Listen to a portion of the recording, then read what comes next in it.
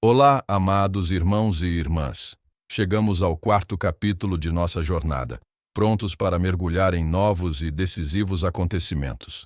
Capítulo 4. Nas estradas de Jope. Neste capítulo, a narrativa muda seu foco para nos apresentar a figura central de Saulo de Tarso, antes de sua grandiosa transformação. Encontramo-lo em Jerusalém, um jovem doutor da lei. Zeloso, ambicioso e profundamente apegado às tradições de seu povo. Em conversa com seu amigo Sadoc, Saulo revela não apenas seus planos de ascensão no Sinédrio, mas também um lado terno e apaixonado ao confessar seu amor por Abigail. É também neste diálogo que o conflito da história se aprofunda. Sadoc menciona os homens do caminho e a cura misteriosa de seu tio por um pregador chamado Estevão, despertando em Saulo um profundo desprezo e a firme resolução de combater o que ele considera uma perigosa heresia. Este é um capítulo de contrastes. Veremos o homem da lei, o defensor da tradição e o jovem apaixonado, tudo na mesma alma. Seremos apresentados ao conflito que se desenha no horizonte entre a rigidez do farisaísmo e a nova mensagem do caminho. Preparem-se para entender as convicções profundas que mais tarde seriam abaladas de forma tão grandiosa. Vamos iniciar o texto do livro.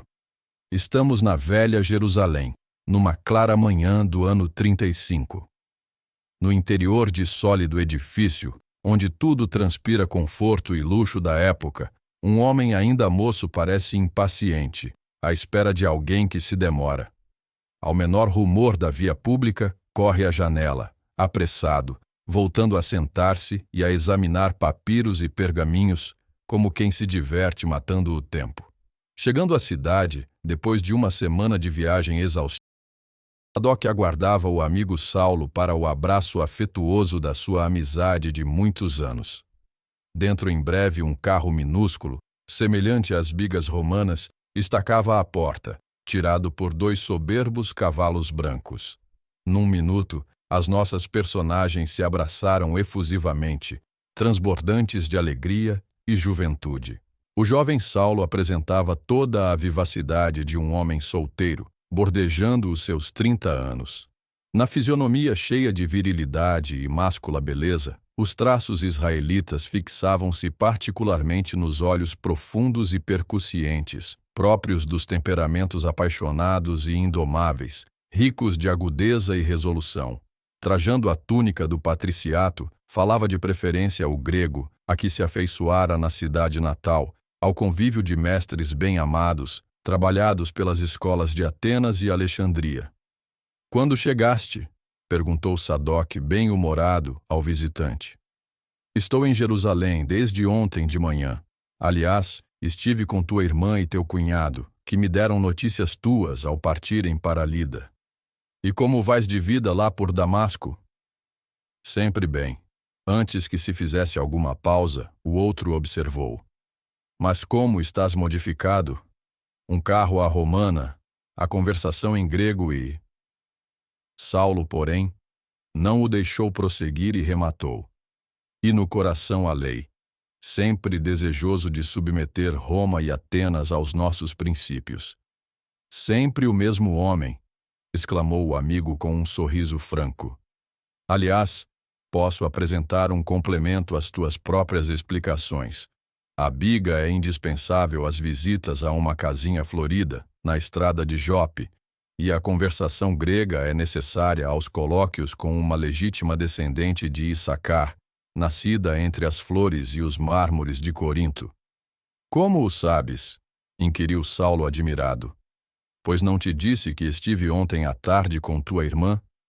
E os dois, acomodados em poltronas confortáveis da época, entremeando a conversação com algumas pequenas taças do capitoso Chipre, exploravam largamente os problemas da vida pessoal, relacionando as pequenas ocorrências de cada dia. Jovialíssimo, Saulo contou ao amigo que, de fato, se enamorara de uma jovem da sua raça, que aliava os dotes de peregrina beleza aos mais elevados tesouros do coração. Seu culto ao lar constituía um dos mais santificados atributos femininos. Explicou o primeiro encontro que tiveram.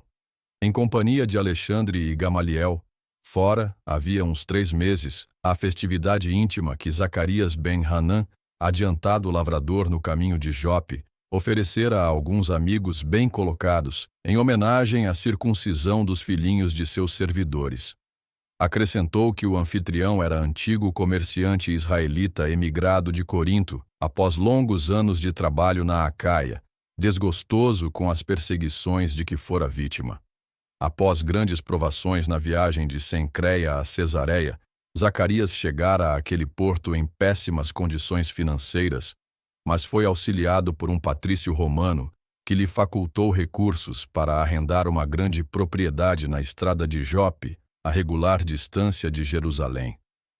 Acolhido generosamente em sua casa, agora farta e feliz, ali conhecera na jovem Abigail um terno coração de menina, dona dos mais belos predicados morais que pudessem exornar uma filha da sua raça. Era de fato o seu ideal de moço, inteligente, versada na lei e, sobretudo, dócil e carinhosa. Adotada pelo casal como filha muito cara, havia sofrido amargamente em Corinto, ali deixando o pai morto e o irmão escravizado para sempre. Havia 3 meses que se conheciam, permutando-se as mais risonhas esperanças e, quem sabe, talvez o Eterno lhes reservasse a união conjugal, como o coroamento dos sonhos sagrados da juventude. Saulo falava com o entusiasmo próprio do seu temperamento apaixonado e vibrátil.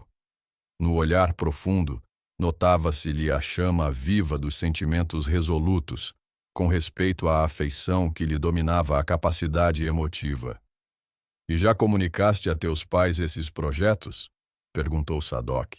"Minha irmã pretende ir a Tarso nestes 2 meses e será a intérprete dos meus votos concernentes à organização do meu futuro. Aliás, sabes, isso não pode nem deve ser um problema de soluções precipitadas. Penso que ao homem não convém entregar-se assim, sem mais nem menos, a uma questão decisiva do seu destino. Obedecendo ao nosso velho instinto de prudência, venho analisando demoradamente meus próprios ideais, e ainda não trouxe Abigail para conviver com Dálila, alguns dias, em nossa casa. Pretendo fazê-lo tão só, nas vésperas da visita de minha irmã ao lar paterno. Já que acalentas tantos projetos para o futuro, adjuntou o amigo com bondoso interesse. Em que pé estão as tuas pretensões ao cargo no Sinédrio? Não posso queixar-me, porquanto o tribunal me confere atualmente atribuições especialíssimas. Sabes que Gamaliel há muito vem instando com meu pai a respeito da minha transferência para Jerusalém, onde me prometem lugar de relevo na administração do nosso povo. Como sabemos, o antigo mestre está idoso e deseja retirar-se da vida pública. Não tardarei a substituí-lo no voto das mais altas deliberações, além de auferir atualmente ótima remuneração, independente da contribuição que me vem de Tarso periodicamente. Tenho, acima de tudo, o ideal político de aumentar meu prestígio junto aos rabinos. É preciso não esquecer que Roma é poderosa e que Atenas é sábia, tornando-se indispensável acordar a eterna hegemonia de Jerusalém como tabernáculo do Deus único. Precisamos, pois, dobrar os joelhos de gregos e romanos ante a lei de Moisés. Sadoc, no entanto, deixando perceber que não prestava muita atenção ao seu idealismo nacionalista, retinha o pensamento na situação particular, advertindo delicadamente.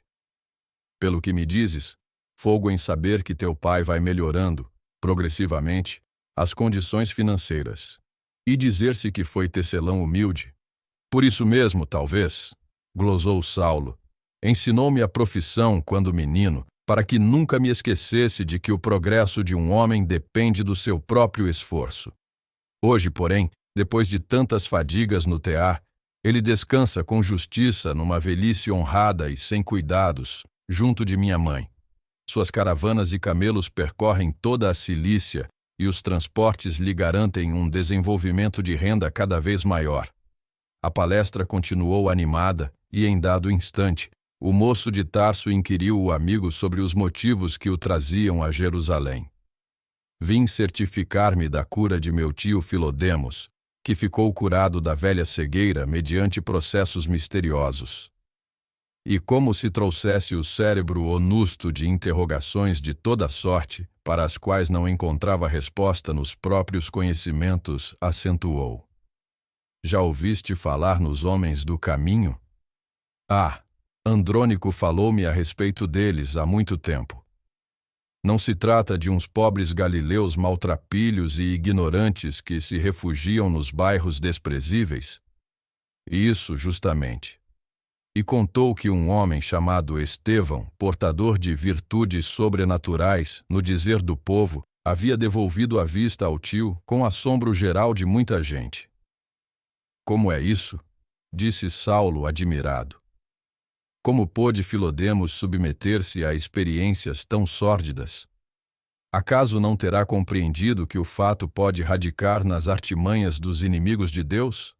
Várias vezes, desde que Andrônico me referiu o assunto pela primeira vez, tenho ouvido comentários a respeito desses homens e cheguei mesmo a trocar ideias com Gamaliel no intuito de reprimir essas atividades perniciosas.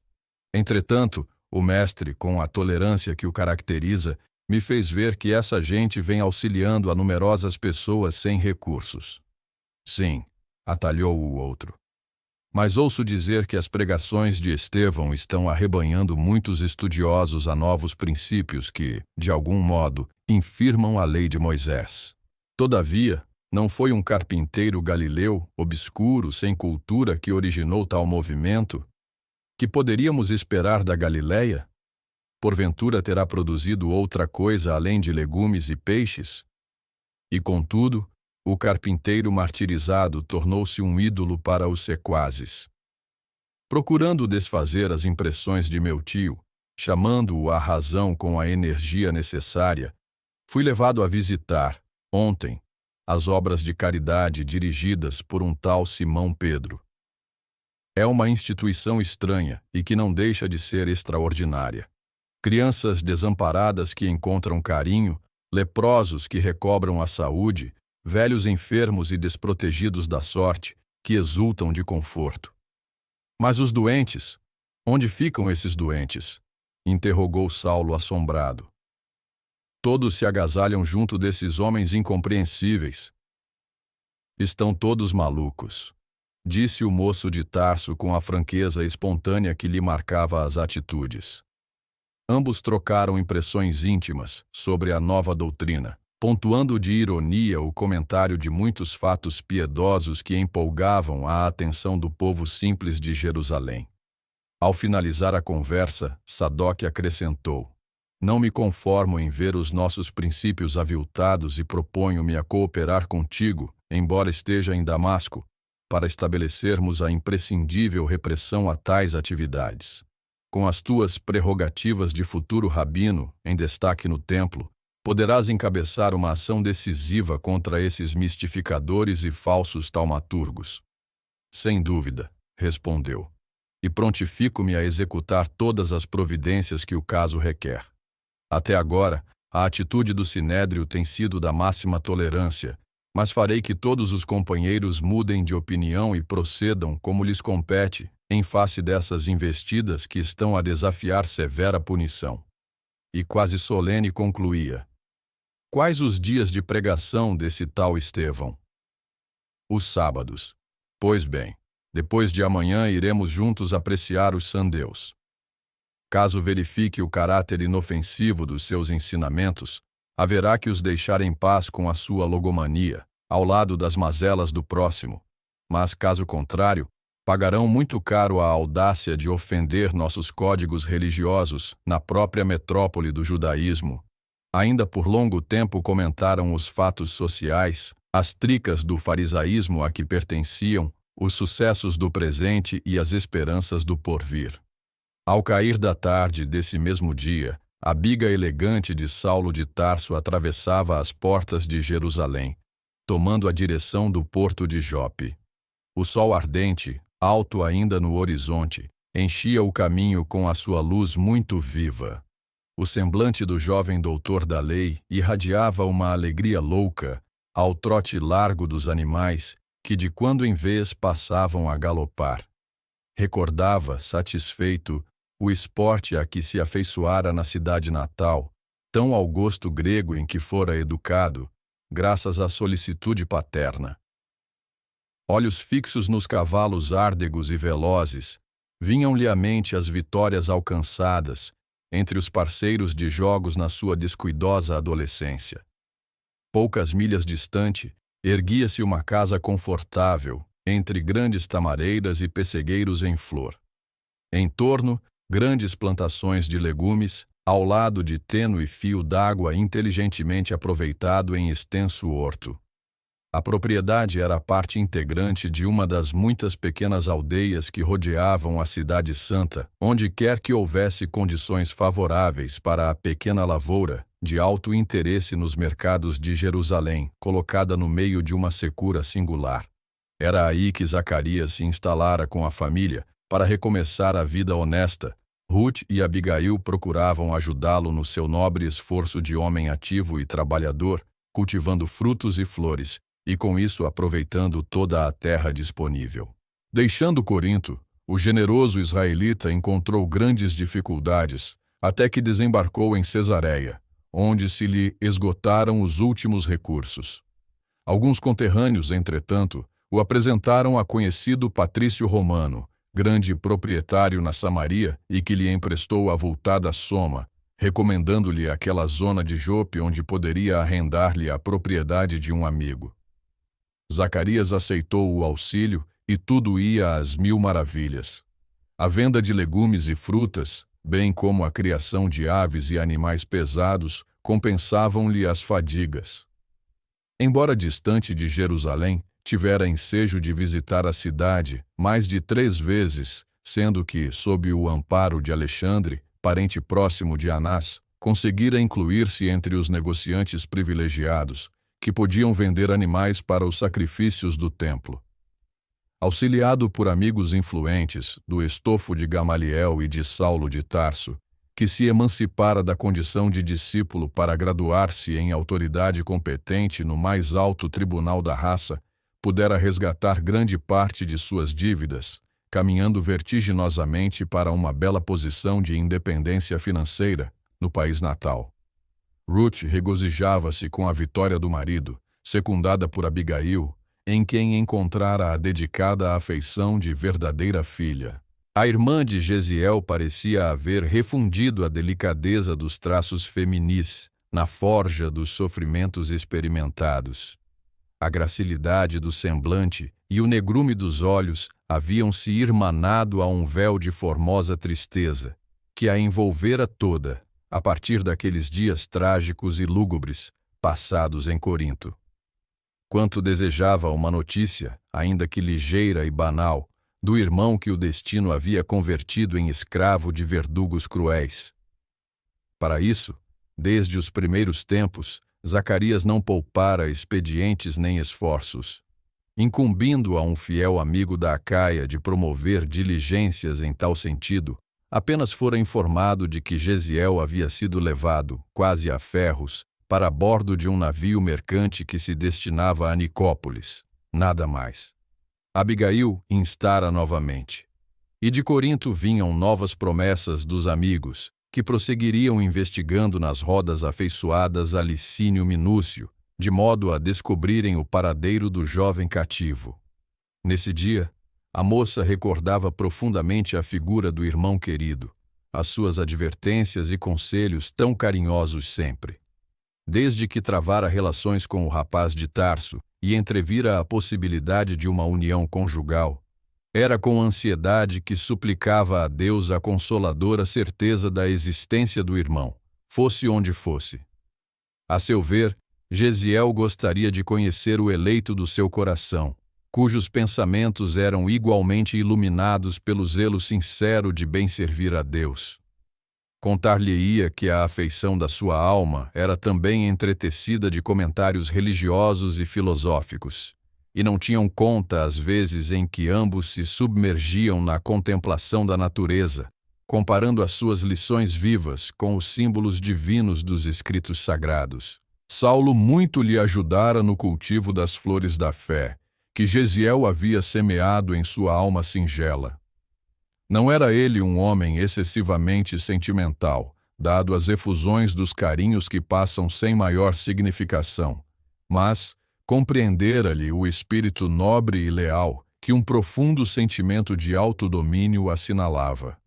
Abigail estava certa de entender-lhe as aspirações mais íntimas, nos sonhos grandiosos que lhe empolgavam a mocidade.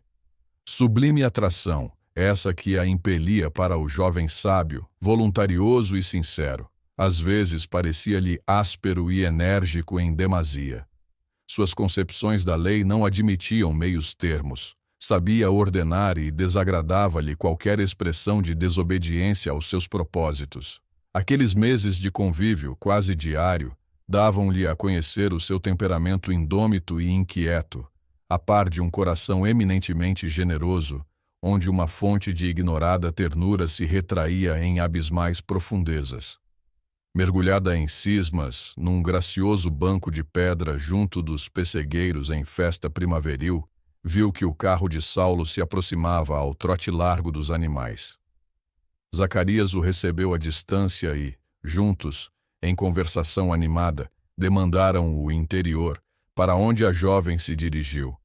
A palestra estabeleceu-se no tom de cordialidade, que se repetia várias vezes na semana, e, como de costume, os dois jovens, no deslumbramento da paisagem crepuscular, quase de mãos dadas como dois prometidos, desceram ao pomar cuja relva se constituía de espaçosos canteiros de flores orientais. O mar estendia-se à distância de muitas milhas, mas o ar fresco da tarde dava a impressão dos ventos suaves que sopram do litoral. Saulo e Abigail falaram, a princípio, das banalidades de cada dia. Contudo, em dado momento, reconhecendo o véu de tristeza que se estampava no rosto da companheira, o moço interrogou-a com ternura. "Por que estás tão triste hoje?" "Não sei", respondeu ela de olhos úmidos, "mas tenho pensado muito em meu irmão. Espero ansiosa notícias dele, pois guardo a esperança de que te possa conhecer, mais cedo ou mais tarde. Gesiel acolheria tua palavra com entusiasmo e contentamento. Um amigo de Zacarias prometeu informações a respeito e estamos esperando notícias de Corinto." Depois de pequena pausa, ergueu os grandes olhos e prosseguiu. "Ouve, Saulo. Se Gesiel ainda estiver preso, prometes-me teu auxílio em seu favor? Teus prestigiosos amigos de Jerusalém poderão intervir para libertá-lo, junto do procônsul da Acaia. Quem sabe? Minhas esperanças agora resumem-se exclusivamente em ti."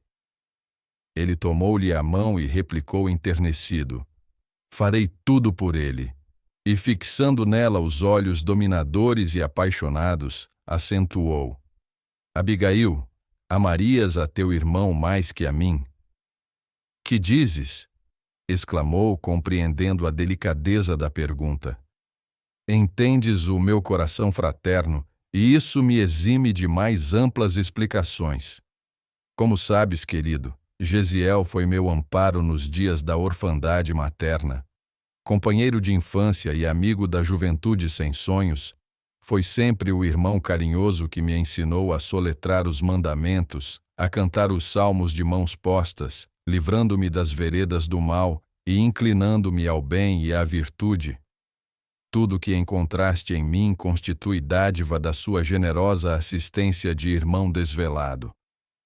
Saulo observou-lhe o olhar úmido de pranto e considerou com bondade: "Não chores. Compreendo as tuas sagradas razões afetivas.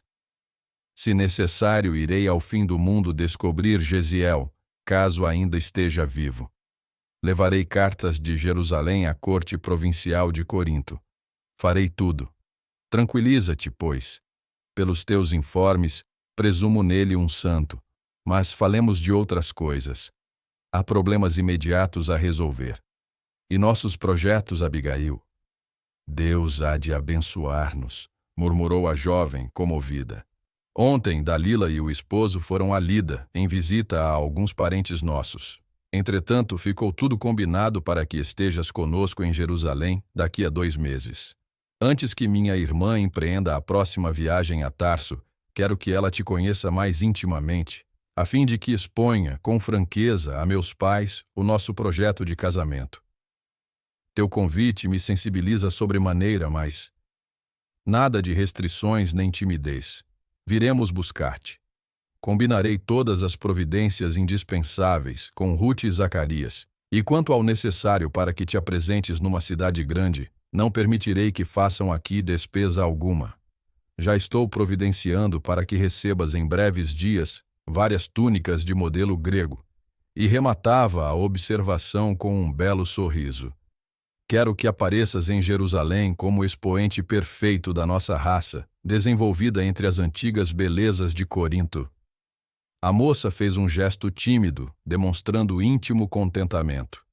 Mais alguns passos e sentaram-se sob velhos pessegueiros floridos, respirando a longos haustos as virações suaves que perfumavam o ambiente. A terra cultivada e colorida de rosas de todos os matizes exalava delicioso aroma. O fim do crepúsculo está sempre cheio de sons que passam apressados, como se a alma das coisas estivesse igualmente ansiosa pelo silêncio, amigo do grande repouso. Eram árvores frondosas que se velavam nas sombras, derradeiros passarinhos errantes que voejavam céleres e as brisas cariciosas que chegavam de longe, agitando as grandes ramarias e acentuando os doces murmúrios do vento. Saulo, inebriado de indefinível alegria, contemplou as primeiras estrelas que sorriam no céu recamado de luz. A natureza é sempre o espelho fiel das emoções mais íntimas, e aquelas vagas de perfume, que as virações traziam de longe, encontravam eco de misterioso júbilo no seu coração. Abigail, disse retendo-lhe a mãozinha entre as suas. A natureza canta sempre com as almas esperançosas e crentes. Com que ansiedade esperei-te no caminho da vida. Meu pai falou-me do lar e das suas doçuras, e eu aguardava a mulher que me compreendesse inteiramente. Deus é bom, replicou ela com enlevo, e somente agora reconheço que, depois de tantos sofrimentos, Ele me reservava, na sua misericórdia infinita, o tesouro maior da minha vida, o teu amor, na terra de meus pais. Teu afeto, Saulo, concentra todos os meus ideais. O céu nos fará felizes. Todas as manhãs, quando estivermos casados, pedirei, em preces fervorosas, aos anjos de Deus que me ensinem a tecer a rede das tuas alegrias. À noite, quando a bênção do repouso envolver o mundo, dar-te-ei um carinho sempre novo, do meu afeto. Tomarei tua cabeça atormentada pelos problemas da vida e ungirei tua fronte com a carícia de minhas mãos. Viverei com Deus e contigo, somente. Ser-te-ei fiel por toda a vida e amarei os próprios sofrimentos que acaso o mundo possa acarretar-me, por amor à tua vida e ao teu nome. Saulo apertou-lhe as mãos com mais enlevo, redarguindo deslumbrado. Dar-te-ei, por minha vez, meu coração dedicado e sincero. Abigail, meu espírito estava possuído somente do amor à lei e a meus pais. Minha mocidade tem sido muito inquieta, mas pura. Não te oferecerei uma flor sem perfume. Desde os primeiros dias da juventude, conheci companheiros que me incitaram a lhes seguir os passos incertos na embriaguez dos sentidos, precursora da morte de nossas preocupações mais nobres neste mundo, mas nunca traí o ideal divino que me vibraria a alma sincera. Depois dos estudos iniciais da minha carreira, encontrei mulheres que me acenavam, levadas por uma concepção perigosa e errônea do amor. Em Tarso, nos dias suntuosos dos jogos juvenis, após a conquista das melhores láureas, recebia de jovens inquietas declarações de amor e propostas de núpcias, mas a verdade é que permanecia insensível a esperar-te como heroína ignota do meu sonho, nas assembleias ostentosas de púrpuras e flores. Quando Deus aqui me conduziu ao teu encontro, teus olhos me falaram, num lampejo, de sublimes revelações. És o coração do meu cérebro, a essência do meu raciocínio, e serás a mão guiadora das minhas edificações em toda a vida. Enquanto a moça, sensibilizada e venturosa, tinha os olhos mareados de pranto, o fogoso mancebo continuava: viveremos um para o outro e teremos filhos fiéis a Deus.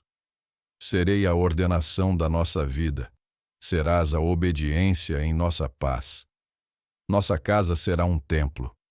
O amor a Deus será sua maior coluna e, quando o trabalho exigir minha ausência do altar doméstico, ficarás velando no tabernáculo da nossa ventura. Sim, querido, que não faria por ti? Mandarás e obedecerei. Serás a ordem de minha vida, e eu rogarei ao Senhor que me auxilie a ser teu bálsamo de ternura. Quando estiveres fatigado, lembrar-me-ei de minha mãe, e adormecerei tua alma generosa com as mais formosas orações de David. Interpretarás para mim a palavra de Deus. Serás a lei. Serei tua serva. Saulo enternecia-se ouvindo aquelas expressões blandiciosas. Eram as mais belas que já havia recolhido de um coração feminino. Mulher alguma, que não Abigail, jamais assim lhe falara ao espírito impetuoso. Habituado aos longos e difíceis raciocínios, escaldando o cérebro nos silogismos dos doutores, em busca de futuro brilhante, sentia a alma ressecada, sedenta de verdadeiro idealismo. Desde criança, com a sadia educação doméstica, guardava puros os primeiros impulsos do coração, sem jamais contaminá-los na esteira dos prazeres fáceis ou do fogo das paixões violentas, que só em deixar na alma o carvão das dores sem esperanças. Acostumado ao esporte, aos jogos da época, seguido sempre de muitos companheiros em desvario, tivera o heroísmo sagrado de sobrepor as disposições da lei às próprias tendências naturais. Sua concepção de serviço a Deus não admitia concessões a si mesmo. A seu ver, todo homem devia conservar-se indene de contactos inferiores com o mundo até que atingisse o tálamo nupcial. O lar constituído haveria de ser um tabernáculo das bênçãos eternas. Os filhos, as primícias do altar do maior amor, consagrado ao Senhor Supremo. Não que a sua juventude estivesse isenta de desejos. Saulo de Tarso experimentava todos os anseios da mocidade impetuosa do seu tempo.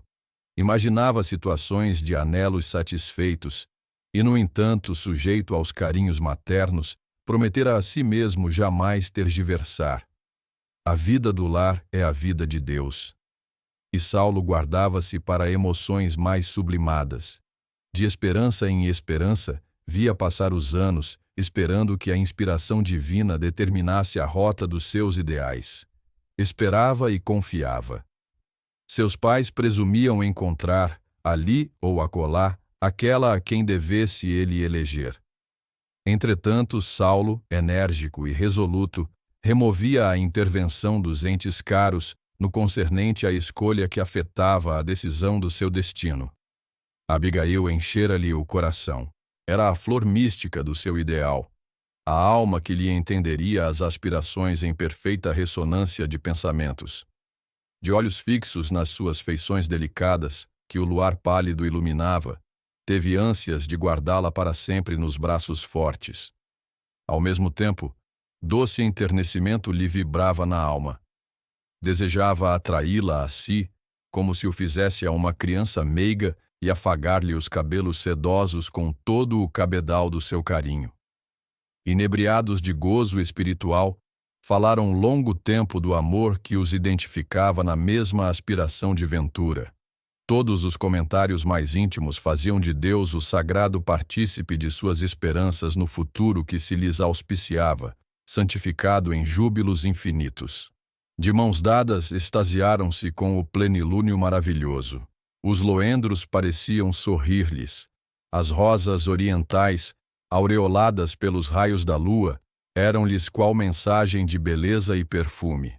Ao despedir-se, Saulo acrescentou o venturoso: Dentro de 2 dias voltarei a ver-te. Ficamos combinados. Quando Dalila partir, levará notícias nossas a meus pais, e precisamente de hoje a 6 meses, quero ter-te comigo para sempre. 6 meses? Revidou ela meio ruborizada e surpreendida.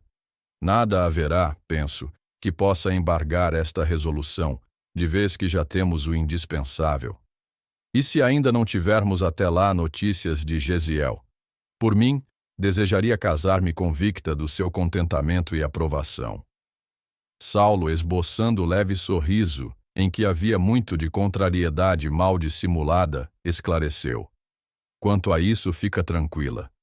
Cuidaremos primeiramente da atitude dos meus, que se encontram em plano mais imediato, e tão logo resolvamos o problema, se preciso for, irei pessoalmente a Acaia. É impossível que Zacarias não receba novas notícias de Corinto nas próximas semanas. Então, providenciaremos com mais segurança. Abigail teve um gesto de satisfação e reconhecimento. Irmanados agora na mesma vibração de júbilo, antes que reentrassem em casa, onde os donos os aguardavam entretidos com a leitura das profecias, Saulo levou a mão da jovem aos lábios e murmurou a despedida habitual: Fiel para sempre. Daí a minutos, depois de ligeira palestra com os amigos, ouvia-se o trotear dos animais estrada em fora, de regresso a Jerusalém. O carro minúsculo rodava, celeremente ao luar, sob uma nuvem de pó.